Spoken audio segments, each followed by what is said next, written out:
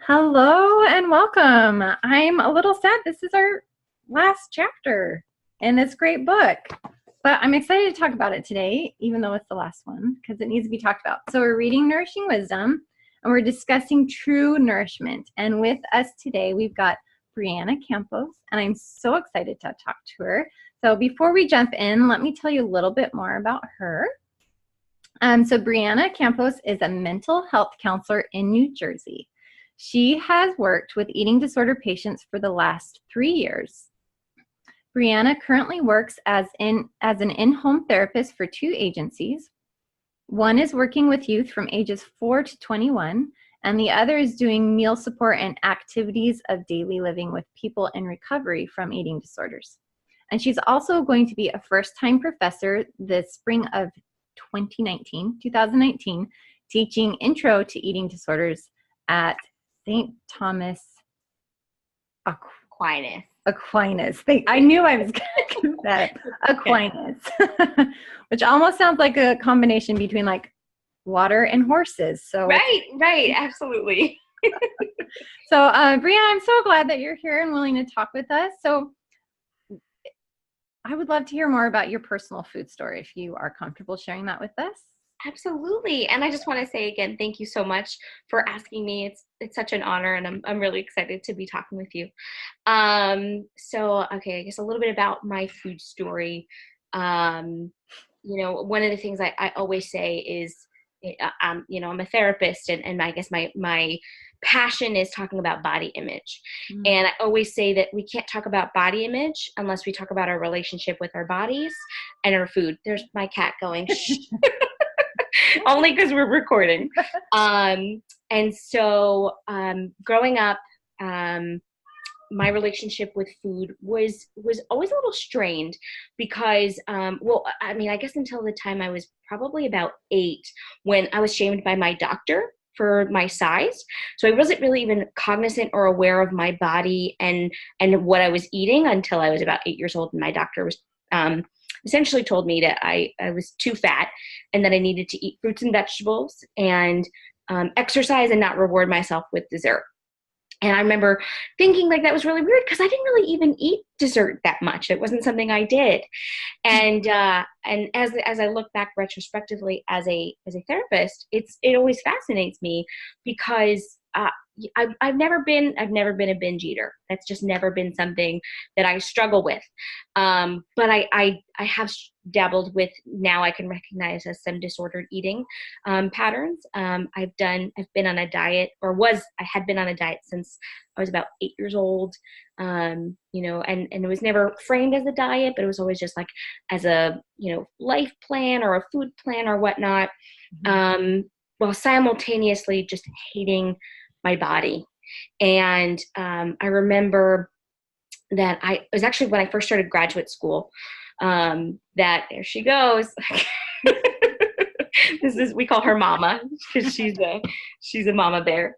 I was 23 years old, and I had to do counseling for my graduate program. And I remember seeing a therapist, and I remember going in and saying the line I always said was, I want to be healthy, right? And my therapist asked me, well, what does that mean? And I said, I want to eat well and balanced, and I want to exercise. And she goes, but you're doing those things, so then you are healthy. And I was like, well, no. I also want to lose weight. And she said, well, then which is it? Like, are you healthy or you want to lose weight? And so it was the first time that cognition sort of opened up in my mind of like, wow, I never really even considered that I was saying one thing, but thinking another. And then I sort of had another revelation as I've been, in the field of working with eating disorder patients. I worked for an organization that they talked about these concepts like health at every size and intuitive eating, but was never taught to me. And so I would be working with highly eating disordered patients and then would be on the side being on a diet. And I felt what we call cognitive dissonance, right? I just felt this struggle of like, how can I sit here and say to my clients that this is not okay for you, but then be doing it myself? And so I stumbled upon the health at every size. I was listening to a podcast actually, and it was, I call it like a come to Jesus moment for me, that once I heard it, I was like, this is everything I have wanted in my life and more. And so even just the practice of health at every size and intuiting is fairly new for me. But I've, in the time span of which I've been doing it, it has changed my life. Like, I've never followed a diet or a program or anything where I've experienced such mental freedom. And that's, I guess, that's why I'm passionate, and I talk about the things that I do, because sure, I've done diets and I've seen physical changes, and they were never long standing, right? But I also felt very obsessed. Like, it was something I constantly thought about. Whereas, like, I can enter into a room with food and not think about it. And that it's an amazing feeling. So I hope that's a good summation of the story. Cool. No, thank you. Thank you. And it's so frustrating to me, and I'm sure for you as a lived experience, where assumptions are made about your health based on your size. 100%. And I could talk a little bit about that too. But it's not, I'll share how old I am. I'll be 28 actually in a month. And only now have they been aware of some of the medical issues that have been happening with me, that I believe have sort of been an issue my entire life. But because it didn't come up right in the blood work, they just assumed, well, then it's something you're doing. And, I'm really thankful that I have my mom. My mom is one of my biggest advocates. Her favorite story to tell is that when I was 4 years old, I wanted to learn how to tie my shoes. So I would just sit and I would do it until I got it. And that is what I've done my entire life when it came to dieting and exercise. I always did everything 100%, but I wasn't seeing the results that I should be seeing. Yeah. And so I was able to make peace with that, a couple years ago, that I know that I'm doing everything I can, but it is really hard. I mean, even still, sometimes going to the doctor, even with the degrees that I have, with the knowledge that I have, I still get overwhelmed to go to the doctors, because I know that they're going to come at it from a weight-centric point, that I know they're going to question what I have been doing and what I haven't been doing.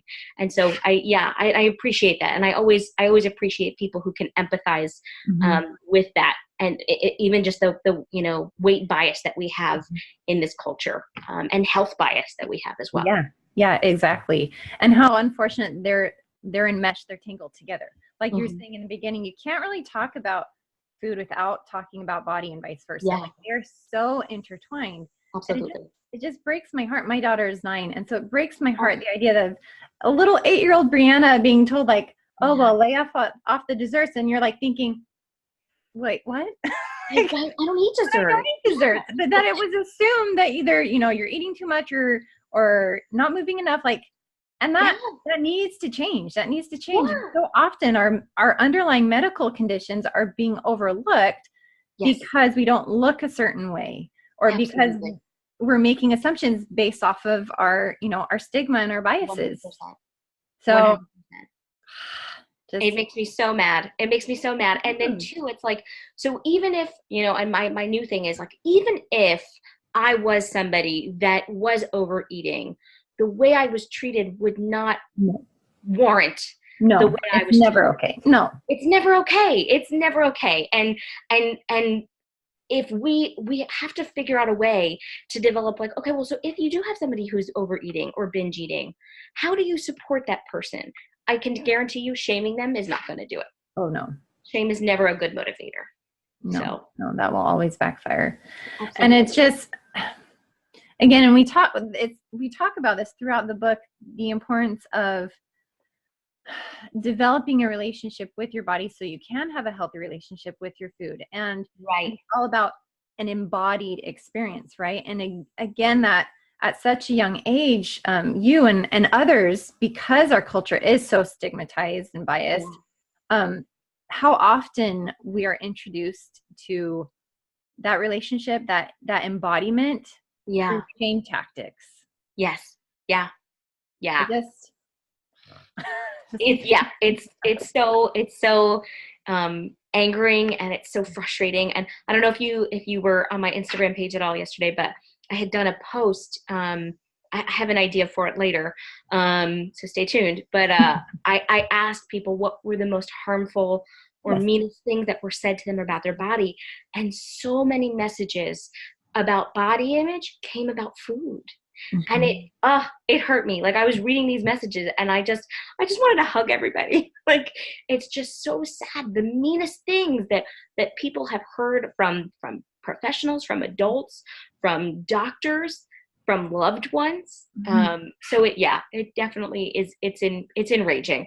It It's is. a good word. And it is just, frustrating. And I mean, part of me is like, okay, hurt people, and you don't know what you don't know. So I guess I'm not saying like anger is bad or people don't have the right to be enraged, because this is not okay. Right. And at the same time, I have to step back and say, they really don't know any better. Or maybe they do, and they're choosing to propagate that kind of, really, it's hate speech. Sure. But because on some level they don't understand the damage that it's doing. Right. And in that moment, when I can kind of step back from the anger, again, not because it's bad, but just because I'm trying to see it from a different point of view, so I can really understand how this is happening, like why.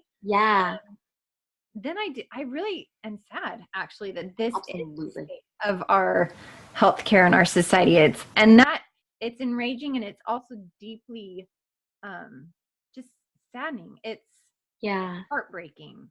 Absolutely. And I think there's a couple of things on that. I think that there's a lot of reasons why these things occur. I don't know if you follow, I forgot her name, Dana something. Her handle is Nola Trees. She's a yogi as well. And she says, I will not talk about fat bodies if I'm not going to talk about oppression. And I think just in like a systemic racist way, right? That there's not just one cause for racism in our culture. That there's a lot of reasons why, I do think that some people make comments because they actually are genuinely concerned. I think for me, more of the anger, and I view it as righteous anger, is especially in the world of social media, right? Of just that everybody is entitled to a comment, and that even if it's not something that you prescribe to, that you're going to comment your hate speech on it. Like, if you don't like it, don't look. Like, I don't understand that. And so, and not to say,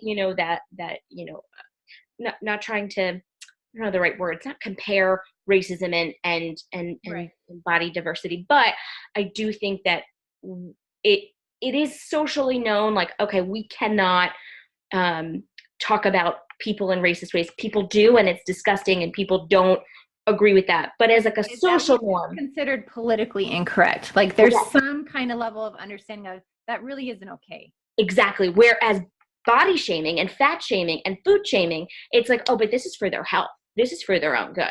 Right. And it's not only disapproved, it's actually encouraged. And yeah, exactly. Thank you for understanding me. I get it as much as I can, like, in my own way. And I love how because you are aware of your body and your needs, like I always say, like, your body, your choice, you get to choose. And it is, I love that you can step up and be an advocate for yourself, because you don't have advocacy in culture or healthcare, and that you get to kind of claim your own privilege, your own ability to step forward and say, this isn't okay with me. Absolutely. I hope, my hope is that more and more people can get to that point of saying, wait a second, this is my body. I agree. Advocacy and being your own advocate is really important. Absolutely. And it's really hard. And it is hard. Exactly. It's hard. It doesn't come natural. It's kind of counterintuitive, or at least it's counter, what's the word I'm looking for? It's going against the grain, like, because again, it's not encouraged. It's actually taught the other way around. Right. And, the doctor knows everything, and they should be able to tell you what to do, and you should listen. But I just think, I mean, at 8 years old, had my doctor sat down with my mom and said, okay, tell me what she's eating, they would have seen, all right, well, she's not overeating. If they had asked me, well, what do you do for movement? I played soccer most of my life, right? So they would have said, okay, well, then it's not this. So if they're not willing to make a change in how they treat patients that come in who live in a larger body, or and especially at 8 years old too, like I was 8, like I could have been going through puberty, like there were so many things, or not, maybe not puberty yet, but like that your body changes. Somebody, Fiona Willer was talking about how bodies, like adolescent bodies, change within 40 pounds in adolescence, right? So and I look at pictures of when I was young, and I really wasn't that big a kid. I was bigger than the standard, but I wasn't that big to warrant that sort of response. And so I agree. I absolutely agree. Yeah. And I think going off of that too, as you were saying earlier, like, okay, even if I did overeat, even if I did sit on the couch all day, that's my business. Like, since when did health or our size or anything become your problem? Correct. And if you want to help, then and in Health at Every Size, the holy grail, Linda Bacon, she has this moment where she says, right, you don't have a food problem if you're sitting on the couch and self-medicating. You have a self-care problem. And right, and I read that and I was like, wow, how helpful would that be for people? That, okay, if you use food to medicate, sure, but let's find other ways that we can help you to feel better. Right. But not just assuming that every person who's overweight is self-medicating. Right. Because it's bias. It's just an assumption. Right. And we know what they say about people who assume. And it's unfortunate because some well-meaning people are trying to be helpful, but they don't even realize that that's actually really unhelpful and damaging.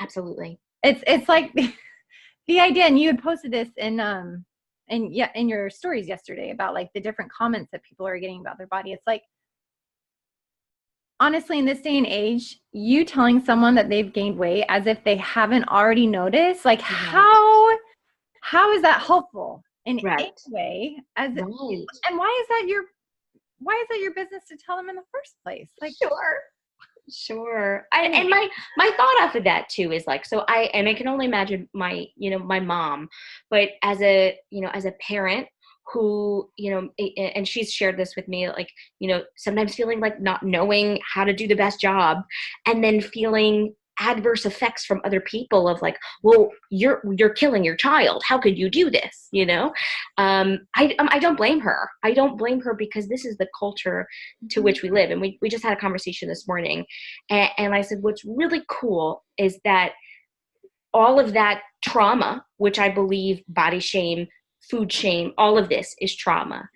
It will end with my generation, so that if I were to go on and have children, they will not know that from me and because I now know, right? It's like I'm woke in a way that we weren't maybe 30 years ago, or, and I know my mom has had her own trauma.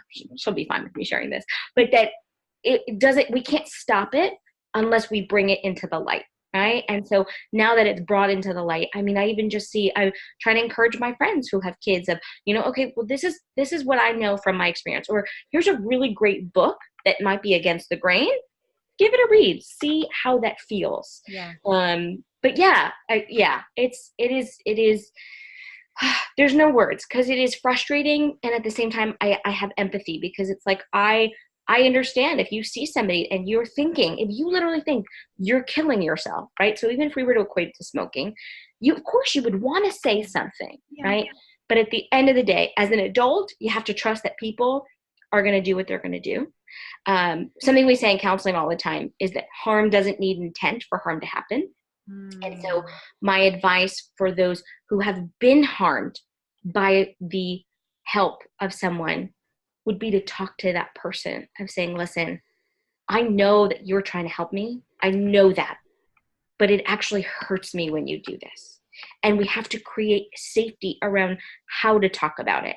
Because if the ultimate goal is to help you, then how do we bring other people into this so that this is not something that you're alone in? Right. And that's hard, and it's scary too, because I'm just thinking, like, from personal experiences or others that have kind of tried to have those conversations, and it's not well received. And yes, and you have to be aware of that too. Mm-hmm. and sometimes they won't be. And just knowing that it has nothing to do with you, it's where they're at. Yeah. And we've talked a little bit about this, of just, how do we love people where they are rather than where we want them to be. That was something that was said to me by a professor in school. And I was so offended, but it has changed everything about the way I am as a person, the way I am as a therapist. How do I love someone where they are rather than where I want them to be? Mm-hmm. And so this goes in both ways. If you go to somebody who is knee deep in, let's say, an eating disorder, right? Whether that's restricting or binging or whatever the case may be, they might not change. They might not want help, and we can love you and support you. I can't force you to change. Yeah. But just the same as somebody who's knee deep in diet culture, you can set up boundaries. And Tiffany Rowe's been talking a lot about boundaries recently, and from Mindful Counseling. And I think it's so important. Like, I didn't realize, and I think we talked a little bit about this too, that when I was a kid, right, I didn't know how to ask for my needs to be met. Mm-hmm. So I used to shut down, and I just wouldn't talk. And it wasn't until I was in counseling in college, or graduate school rather, that I realized, oh, I'm doing this to protect myself. Mm-hmm. And I could tell people what I need. And once I figured out that, and then learning about, intuitive eating, it was like, oh, my body can do the same thing. My body can tell you what it needs, and learning to trust your body. And this is where I talked about a little bit before of like, it changes everything. Now, some people don't respect my boundaries, but that's on them. And I can say, okay, well, if you're not going to respect my boundaries, then, here's the consequences that are in place. So like, I don't know. I can't think of one off the top of my head, but okay, well then I won't eat with you. If you're going to talk about diet culture when we're together, then I'll meet up with you before, I'll meet up with you after, but I'm not going to eat with a meal with you. Mm-hmm. Not true, but that was just an example that came mm-hmm. to my mind. And these are all hard concepts that as a therapist, I'm like, wow, like if everybody just knew that how to emotionally regulate, how to set healthy boundaries, and how to effectively communicate, we could change the world. Right? Yeah. Yeah, we could, but not everyone's as woke as you.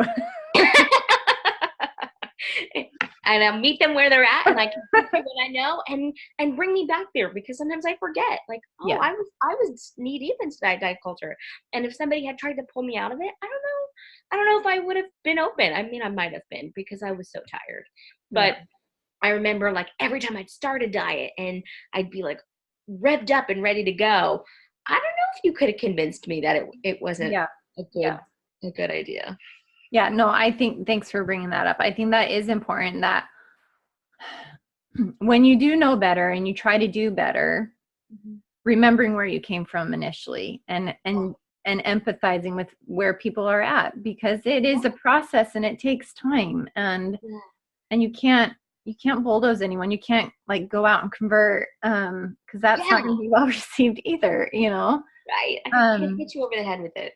No, you can't. It goes back to like, your body, your choice, their body, their choice. Yep, absolutely. And I think it's interesting. We've talked about this too, and maybe you can kind of touch a little bit on this topic. The idea of what is disordered for some clients, mm-hmm. but it's being promoted in others. Yeah. So it's a really good question. And so, right. So I have a whole little video series on this. And so, disordered eating, right, is essentially when you're seeing things that you would see in an eating disorder patient, but it's not clinical enough. Mm-hmm. Which, right, so eating disorders are based on severity, and anything we talk about how it takes away from the quality of your life. So does it impact your ability, in social settings? Does it impact your ability in emotional settings? Does it impact your ability in academic or work settings? And that's, I don't think that's the only indicator. There's also health indicators as well. So like, there's so much. Mm-hmm. But I guess I could give you an example. So, right. So, in the sense of, disordered eating could be cutting out food groups, right? So you could not have an eating disorder and say, okay, well, I'm, I'll use, for example, cutting out all carbs, right? And you could be on a plan or a diet that would encourage you to do this. And it's not that you have an eating disorder, but it is disordered, right? Because, and my baseline, right? And not everybody will prescribe to this, but for me personally, because of that cognitive dissonance, which we talked about, which is essentially like, and you can tell me if I'm saying this wrong, but it's this thought process that I cannot do something if I'm telling somebody else to do something else, right? It's this thought that it has to be even for everybody. And so I would not tell person over here that, oh yeah, it's okay for you to be on this diet and to cut out food groups, but then tell my eating disorder patient, no, it's not okay for you to do it. And so my baseline is, if it is not okay for my most disordered patient, then it's not normal, right? And I don't even like that word. It's not balanced, right? Mm-hmm. Normal, I mean, I think of some of these newer diets that are under the guise of like lifestyles, like, anything that requires you to count, right? Some people love that. Some people think that, okay, well, this is what I need to do. But I would not recommend that for somebody who has an eating disorder. And so I think that if you are somebody that struggles with, feeling worth or value around food, feeling worth or value around your body size, that you feel extreme guilt and shame around food, that any food rule, no matter what it is going to feel disordered to you. Mm-hmm. Yeah. So I don't know if there's any thoughts. Thank you. I was thinking I've read this, so that's not from my own personal experience. So I'm curious if you've experienced this with your clients, is like with your most emaciated clients. Yeah. And where weight restoration is like that is a focus, because otherwise they'll die, right? The body will shut down. You would never tell them to start counting their calories or eat less or cut food groups out at all. We do that as the team, but we don't have them do that. Yeah. Right. And so, I guess what I'm trying to remember where I'd read it from, and I'm like probably really botching it and making it super confusing. No, you're fine.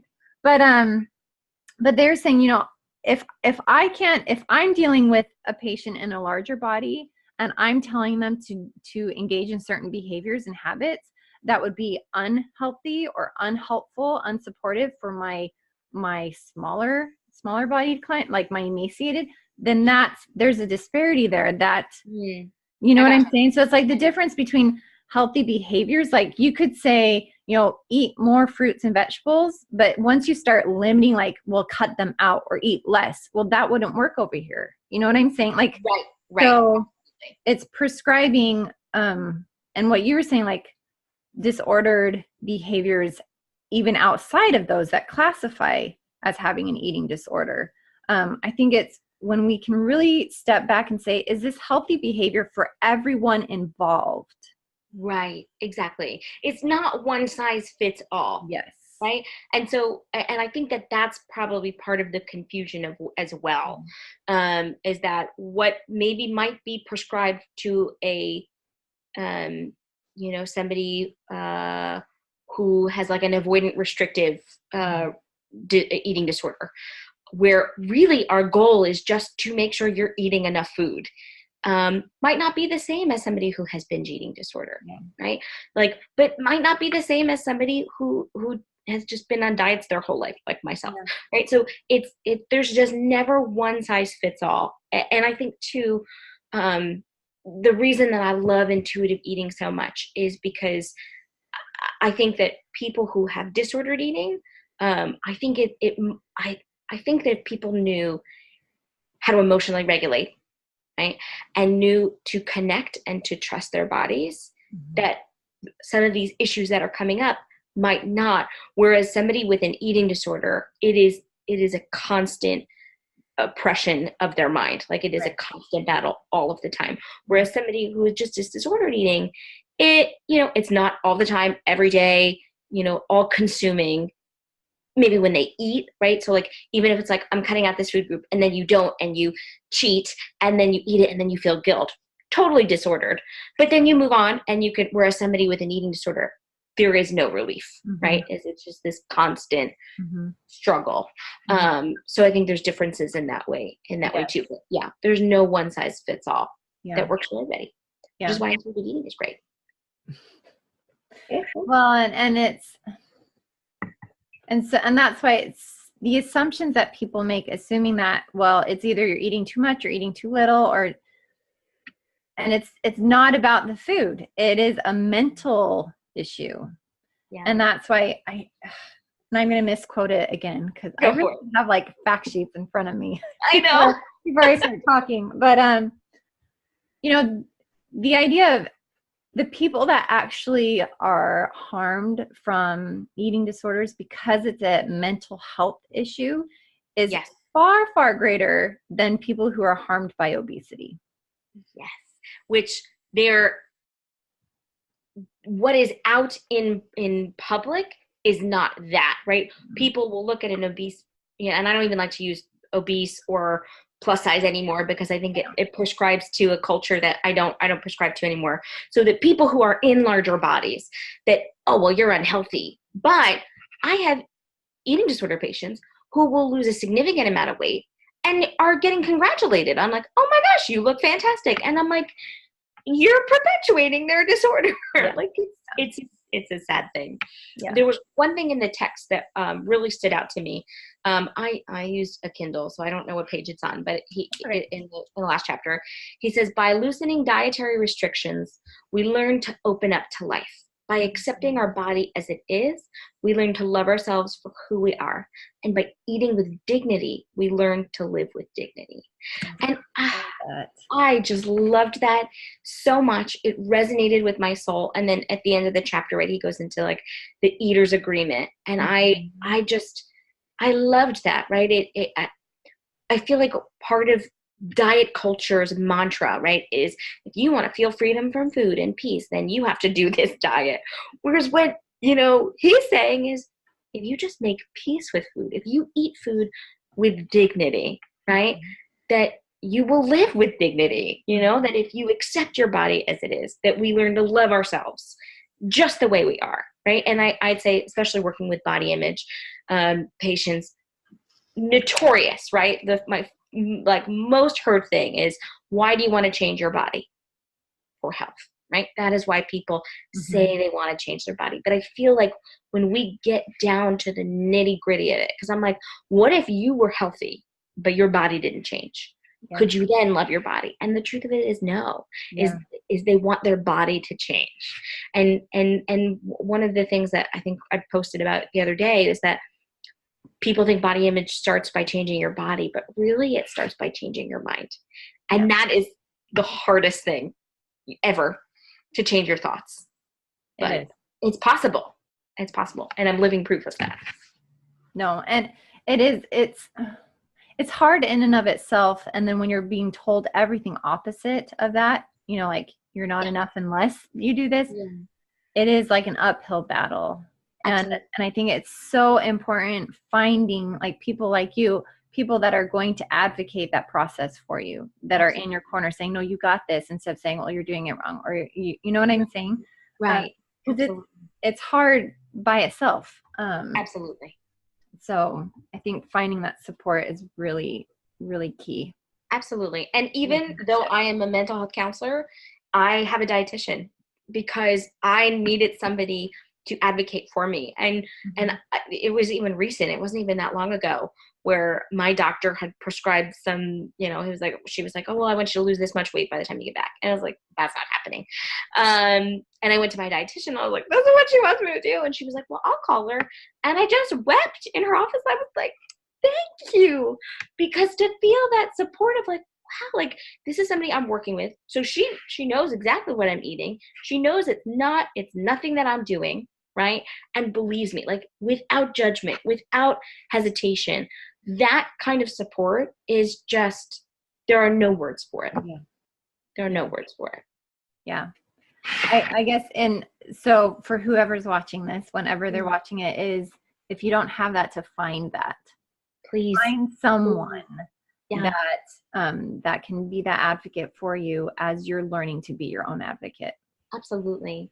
Absolutely. Even if it's a friend Yeah. who is in, and before this, I was talking with a friend who, practices this, and she happens to be a dietitian too, because those are the circles in which I run.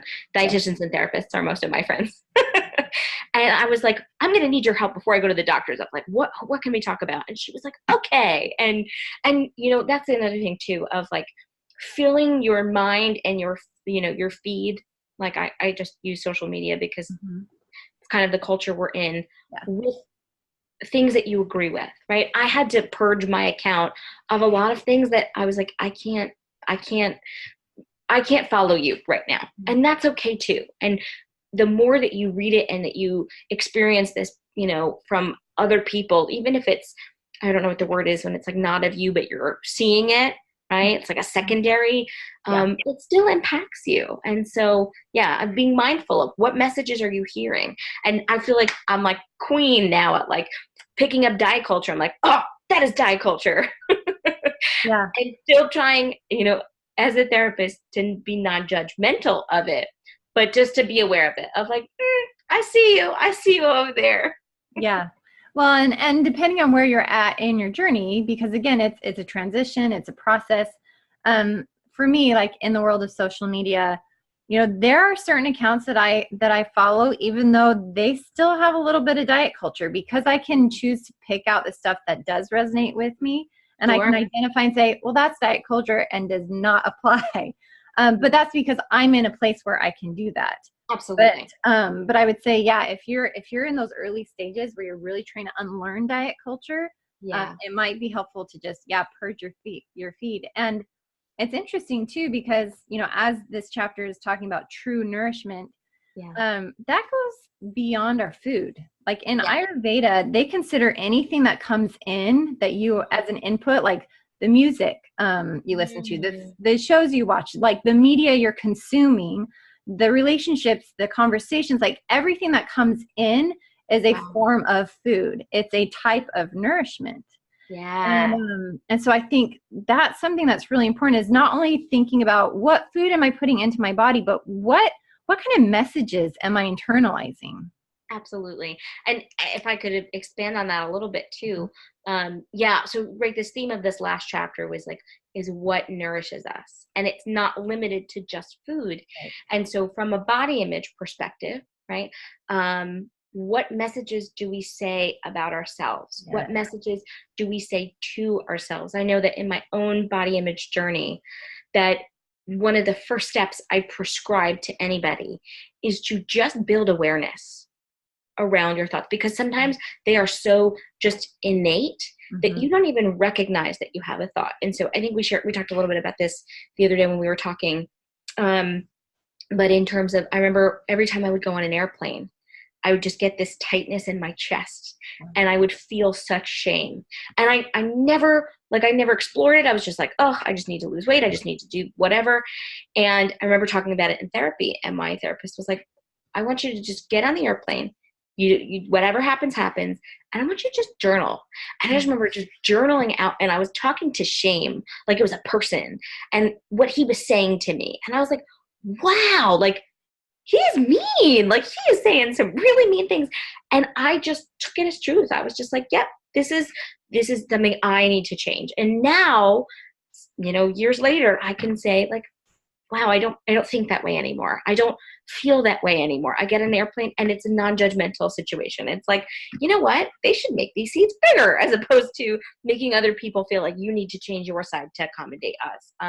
And so yeah, I think that in terms of nourishment, that, words matter. And not just from other people, but what you say to yourself. So, right. Yeah. So even when we use language like that food is good or bad, or I'm out of control with food, or right, these words have meaning, like they have impact. And if you could connect it to a feeling, it's very shame-based. Yes. And so if we're coming back to that point that shame is not a good motivator, then we have to look at how we would talk to ourselves. And so thinking back to 8-year-old Brianna, like, what did she need? How could we talk to her? How could we help her to feel safe, right? How do we talk to ourselves that way? And you had said this once to me too, of like, so you really want something in the house, right? Intuitive eating, you want to eat something and it's not there. You talk to yourself how you would talk to anybody that you love and respect. And I loved that. I thought that was so perfect that we need to do that to ourselves, and we don't. And so where we start is by examining, just building that awareness of, what are you saying to yourself? What are the thoughts that you experience? And even the small, subtle, sometimes jokes, sometimes whatever it is, that it's all kind of packed in there. Mm-hmm. Got to bring awareness to it. Yes. No, thank you. I agree 100%. And he even says this, I love this quote. He says, well, he calls it an unstable state of affairs. He says, one thing does remain constant: the connection between our relationship to food and our inner world. How we eat is a reflection of how we live. And I shared like what you were saying I have this like really brief intro to food positivity class, and I taught this to a bunch of young women at girls camp too. And the idea that what we say to our food matters because it has meaning. So if we're eating something like, this is bad, this is unhealthy, I'm going to gain weight, like, we're literally taking that in. It has matter. I mean, it has meaning. It matters. And so changing that conversation, I mean, we've talked a lot, this past hour or so about, changing the conversation outside, but we need to change the conversation inside. Because it starts there, because you can't really control your external world. I mean, you can, but it's limited. But you get to change the conversation that you have with yourself. I agree. And that will change everything. I couldn't agree more. To your world. So I feel really strongly about that. And that's why I have a class, because I talk extensively about that. But one more thing that I want, I mean, there's so much, it's not a long chapter, but there's just so much good in it. But you briefly mentioned the Eater's Agreement. So I do want to take just a little bit of time there. As I read this, it reminded me of the agreement in Health at Every Size. Which I love. Mm-hmm. And I think until you are in that place where you're able to change the dialogue with yourself around food and body, to use this agreement or the Health that if you can use these agreements and recite it to yourself until it feels natural, until it feels normal, so you can experience that shift in paradigm, Absolutely. I was always, and this is only because it's personal for me, I always had problems with affirmations, because I was like, oh, if you have a negative thought about yourself, look in the mirror and say positive things. I'm like, I don't want to do that. That's not helpful for me. And so what is helpful for me, for some people, it is transformative. So if that works for you, do it. What was always transformative for me was taking a neutral approach, right? Of, can we take the judgment out of it, right? So are there days that we are not going to love how we feel in our body? Absolutely. But can we take it from a non-judgmental, all right, you know what? I might be hormonal this month, or I might have eaten something with a lot of salt, and so now I just feel a little bit bloaty, or whatever the case may be. Can we look at it observationally, not judgmentally?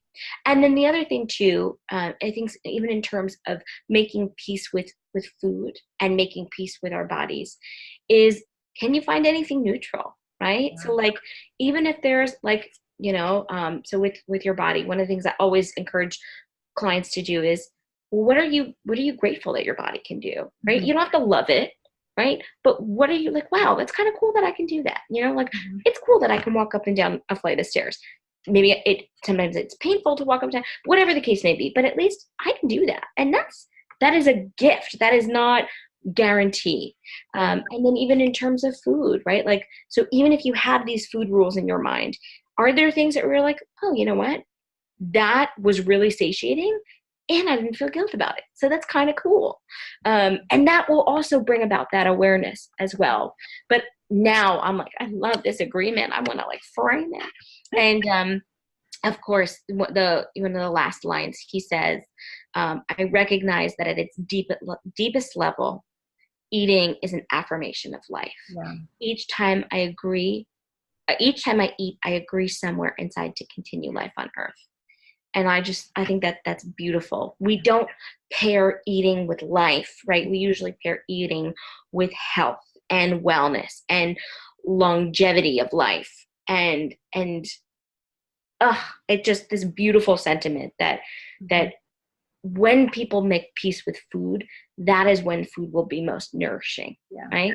Yeah. And so, and that not only is it nourishing, but it's also just, it's freeing. It's so freeing. So, but I loved this chapter. It was really good. Yes, thank you for sharing. I just agree absolutely with everything. And I'm really glad that you brought that up too, of sometimes we tend to think, we think in opposites, we think in binaries and distinctions, right? That's kind of how we assign meaning to life. Absolutely. But I think, we think the opposite, like, all right, what am I trying to say? Like black and white.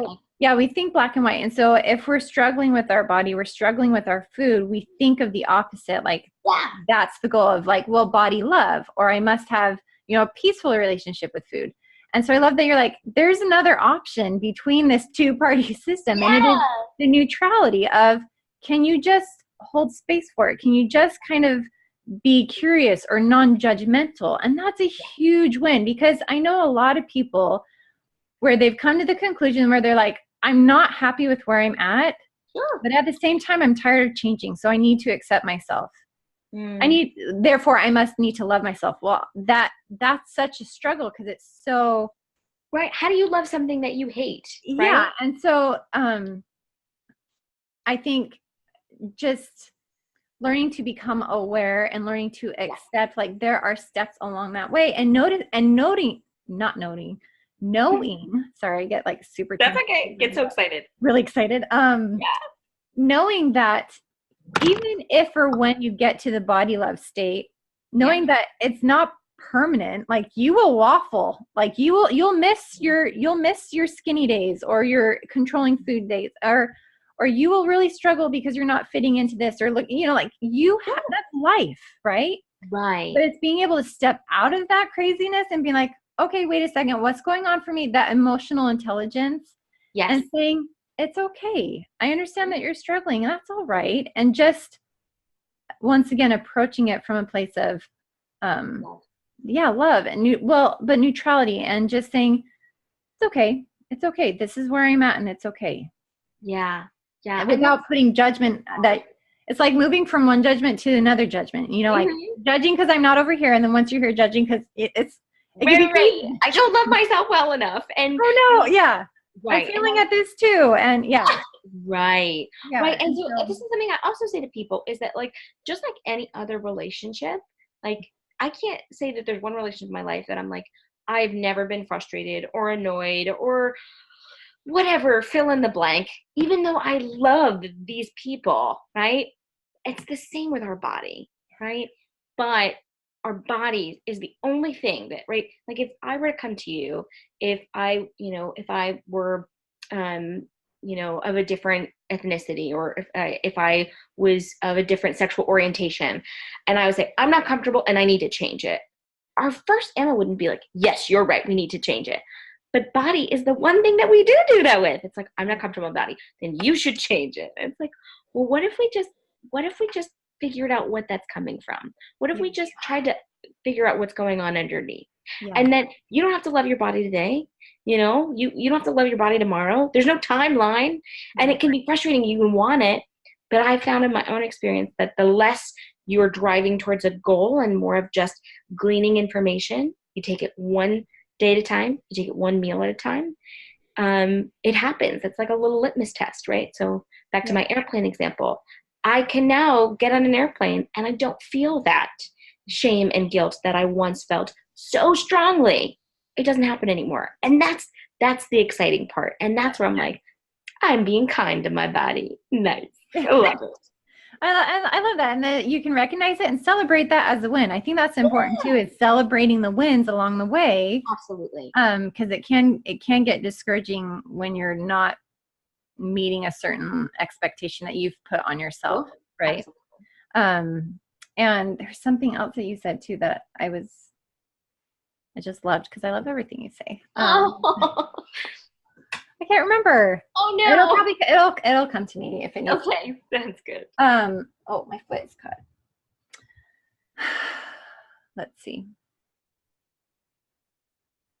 I don't know. Oh, it was the relationship. I love that. I'm so glad it came back to me. Oh, good, me too. That doesn't happen for me. I'm like, it's gone. I know. Anyways, so it takes, relationships are beautiful and wonderful, and we're wired for connection, and it takes work. Like it's almost its own entity, right? And that I think we do a great disservice to ourselves and to food when we don't consider it a relationship. Absolutely. When we have this, when we have this idea of, well, it should be this, it should look this way. Why isn't it perfect? And it's like, because it's a relationship. Right. Relationships change. You're going to have bad days. You're going to have neutral days. You're going to have good days. Like that's what it means to be in a relationship with something. Absolutely. And I think people will say, oh, I don't have a good relationship with my body. But then we also hide under this place. Well, it's like, well, I don't hate it because, right? And so I think people aren't even aware of the disdain that they can hold for themselves, or the biases that they hold for others, or the expectations that they hold for themselves or others. And so if peace with food and love for your body is something that you want, then we have to consider it a relationship. Yes. And we have to figure out where you fall. So one of my favorite things to do, I'll do really quickly, that I'll do with clients is I created a non-scientific body image scale, and not scientific at all. This is just brave. And so I don't know if you can see it. So positive 10, 0, and then negative 10, right? And so I don't like when we're limited on like a 1 to 10 scale. So 0 is neutral, right? And positive 10 is I love my body. And negative 10 is I hate my body. Mm-hmm. And nobody likes to say that they're negative 10, right? But when they think about it, they have a hard time saying that they love their body too. So one of the first things I ask people is, well, where would you put yourself on this scale? Right. And then, asking some questions like, okay, so if you could change anything about your body, what would it be and why? Right. Or, what does it mean to be healthy? Right. And getting people to think. And I find that if you can put a point on the map and say, even if you say, oh, I don't hate my body, I'm neutral, I'm 0. When we start to figure out the thought patterns that are going on in your head and the belief systems that which you hold, it can really help you identify, ooh, maybe I have a little more hate for myself than I recognized, or a little more love for myself than I realized. And so having this shift, right, having a place of like a solid thing to look at, it's like, it's a nice visual for people. And and I think I had shared this on my page, that I had a body image group that I ran last year, and I had them do this on the first day and write a letter to themselves. And then on the last day of group, I gave it back to them, and I had them open it up, and everybody was able to see how much change they'd experienced in just 10 weeks. And then I had them write themselves a letter again, and I just mailed it out recently. And so just to continue to have those moments of, wow, there's growth here, or whoa, I'm really still steeped in these thought processes. But just giving you those moments to say, let's just check in, let's do a litmus test and see where we fall. No judgment, just observational, as like researchers, as scientists, as trying to figure out and understand this. Yes, I love that. That's great. Thank you so much. Thank you. It is a good, just an indicator of where am I at now? Where have I been? And knowing that there's a possibility to continue to shift, and that it's not stagnant. I mean, it is flexible, and that's okay too. And I think once again, it's just starting to realize that you have a relationship, period. Yeah. And then saying, well, is it a negative relationship, a neutral, or a positive? But just the concept of having a relationship with food and body is so foreign. Yeah. That just kind of just holding space for that possibility can kind of be enough to be like, wait, what? Yeah. And that's fun. That's exciting. And And I love that last paragraph. I mean, I love the whole thing. I'd say that like in every chapter almost. I know. But I love that he says, as a human being on earth, I agree to be an eater. We wouldn't be here if we weren't eating, right? And he says, I choose life again and again and again and again.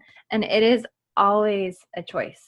And sometimes we don't feel like it's a choice. We don't believe it's a choice, but we always have a choice.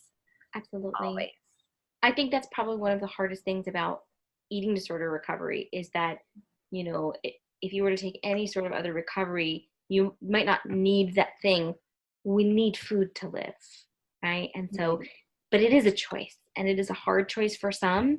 But it's the same thing of, you know, having a relationship with food, right? You have one, whether or not you recognize it or not.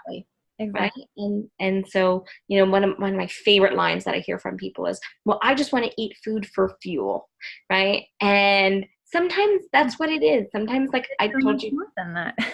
sometimes like today, like I wasn't feeling great, so I just had a banana, and I was like, I just know the banana is going to get me through the morning. That's what I needed to do to fuel my body.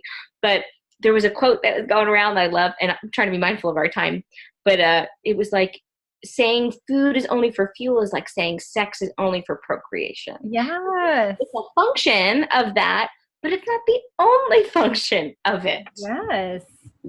Yes. I didn't come up with that either, but I saw, whoa, mine. Well, and the way I like to think about it, and again, if you're not here, that's okay. It really is. I promise, it's okay. But the way I personally like to think about it is, if I have to eat in order to live, which you do, then the way I interact with my food, I want to change that. If it's always going to be heavy and a chore and fuel, then that's not living. Why would I choose into that? And so if I can, and when I choose to, every opportunity for eating has a potential to be a beautiful experience.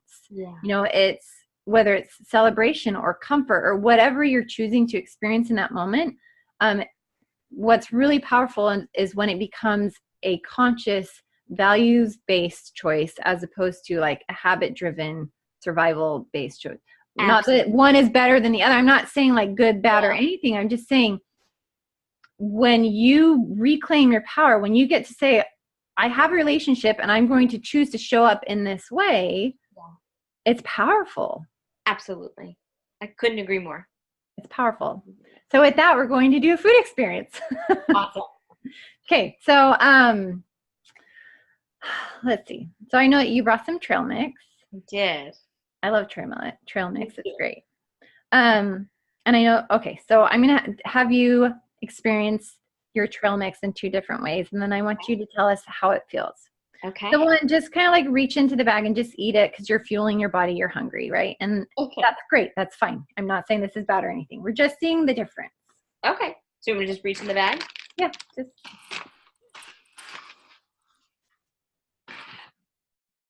Oh, I spilled. I dropped it somewhere. Okay. And just noticing like how that feels, how your body's responding, just being aware. And then let me know when you're ready for another bite.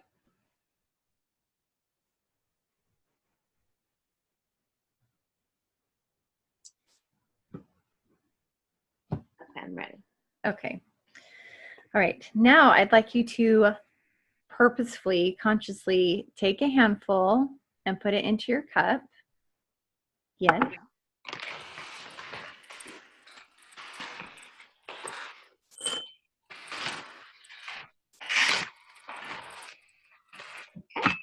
Okay. And you quoted it, by eating with dignity, we learn to live with dignity. Mm-hmm. So I want you to sit up nice and tall. Now you've got your like dignified bowl or whatever. Yeah. What does it feel like to eat with dignity? Just imagine that that's what this is representing now. Not that this is more dignified than please no, I'm not saying that this is more dignified. I'm just trying to show like a difference. Sure. So what does it feel like to eat from a bowl, to eat with that kind of awareness of, this is a dignified experience that I'm having with my food? So are you asking, or you want me to eat it? I'm asking you to experience that for us. Like, go ahead and eat it dignified. Okay.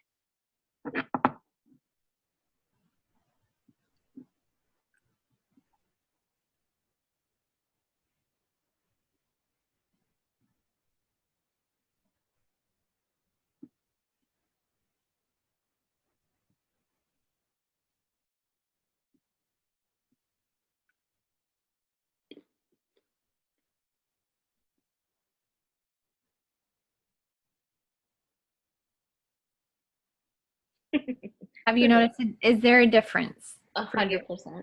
Yeah. What is it? Tell me. So I think for me, I'm going to take a sip because it's really salty.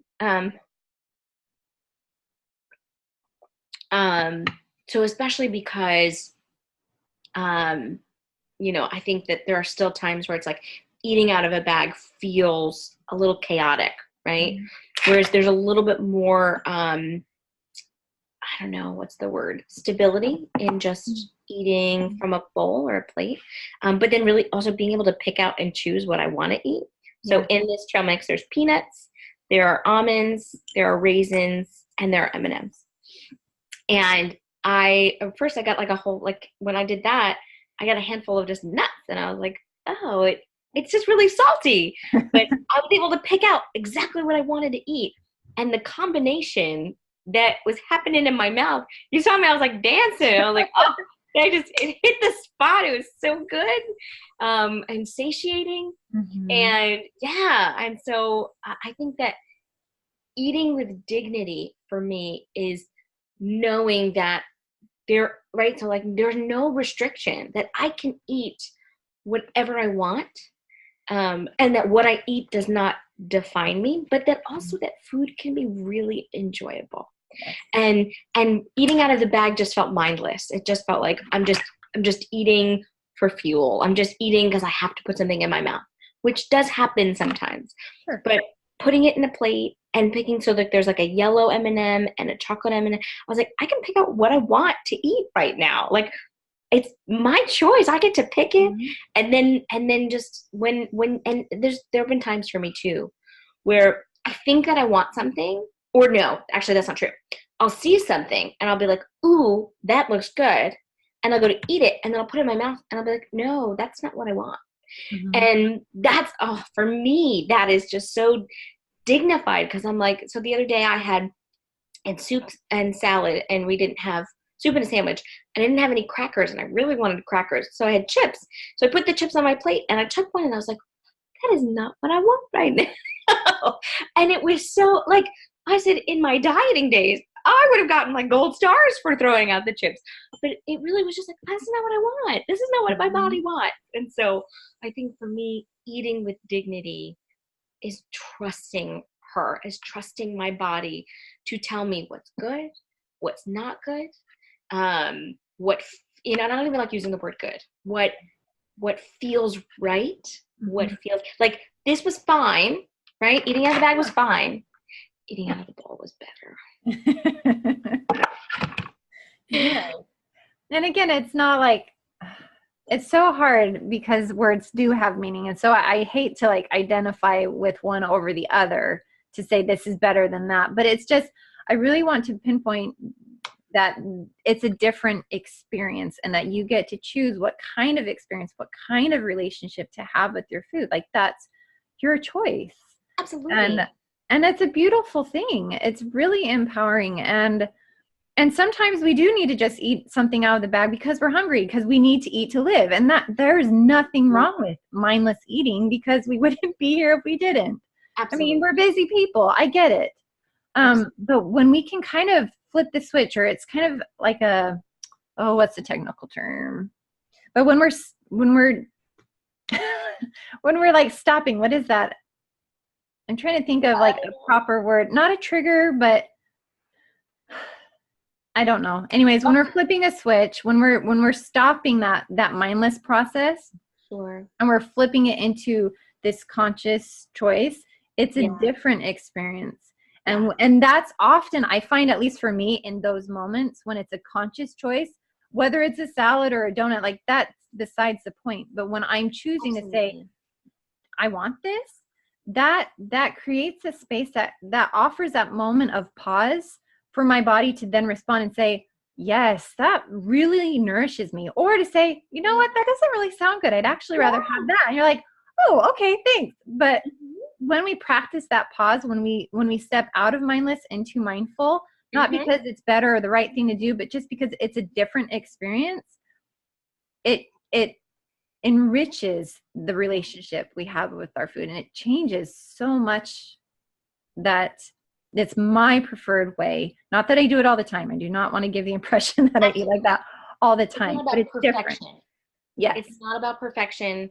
And there are times where I am past my point of hunger, that I'm like, I just got to eat whatever now. Right. But sitting here and right, and we talk a lot about being mindful when we eat. Yes. It was a much more pleasurable experience to be mindful, being able to look at it and see it and pick what I wanted, than just sort of like going in there and just hoping for the best. Yeah. Well, and that word of dignified, and again, because this is an experience, we talked about like nourishment, and like you not only were eating or experiencing the trail mix, right? Because that was the same from eating from a bag. It's just trail mix. But it was, you were nourishing yourself with the bowl and noticing and making conscious choices. Like it was this embodied, holistic nourishment, you know? I love it.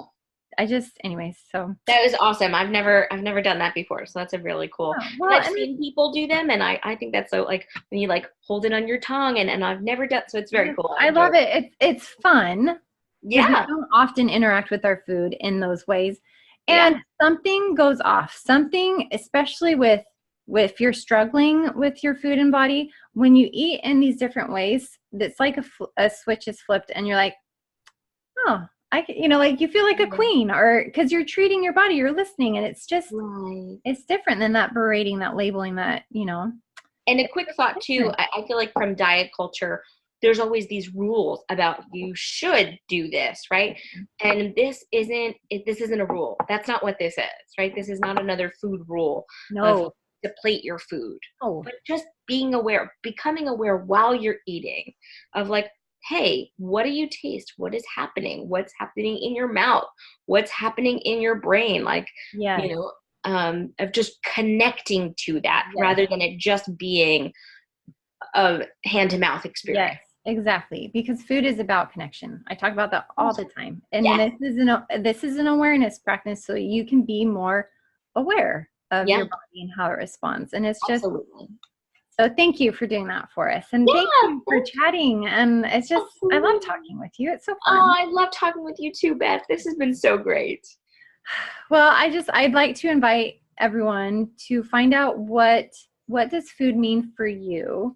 What does your relationship look like? What do you want it to look like? What does it mean to nourish your body? How does that feel? So just approach this concept, this chapter, your life with that type of curiosity of, so you can come to a place of acceptance and understanding, and you can do it. It's possible. It is possible. Absolutely. And that nourishment is not just food, but nourishment is all things in life. And yeah, it's good. It's really good. It's beautiful. So thank you, Brianna. Thank you, everyone. I hope that's the last chapter. I hope you've enjoyed this as much as I have. Yeah. And we'll just have to do it again, because I have a hard time stopping. So. That sounds great. Thanks for asking me. I really appreciate it. Thank you. Thanks, everyone.